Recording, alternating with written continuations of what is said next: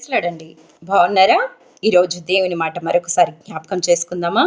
ఈరోజు మన కుటుంబాలు సంతోషంగా ఉండాలని, ప్రతి విషయంలో మా బిడ్డలు బాగుండాలని మీరు కోరుకుంటూ ఉంటారు. నా పనిలో నేను సంతోషంగా ఉండాలి, ప్రతి విషయంలో నేను సంతోషంగా ఉండాలని కోరుకుంటున్నారు.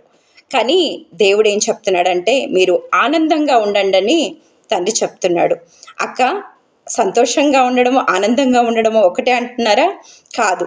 ఆనందం వేరు, సంతోషం వేరు. సంతోషం అనేది మీరు ఏదైనా పొందుకున్నప్పుడు, మీ పనుల్లో మీరు విజయాన్ని పొందుకున్నప్పుడు, అనారోగ్య పరిస్థితుల నుంచి మీరు కాపాడబడినప్పుడు కేవలం మీరు సంతోషాన్ని పొందుకుంటూ ఉంటారు.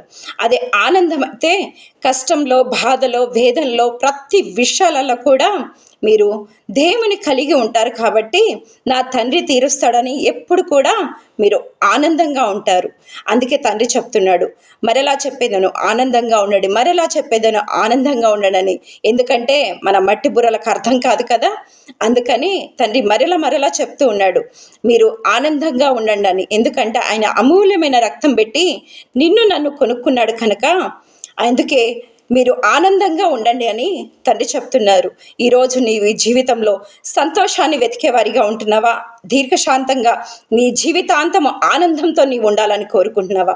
ప్రతి విషయంలో నీవు, నీ కుటుంబము ఆనందకరంగా, దీవెనకరంగా, అనేక మందికి దీవెనకరంగా మీ కుటుంబం ఉండునుగాక. ఆమేన్.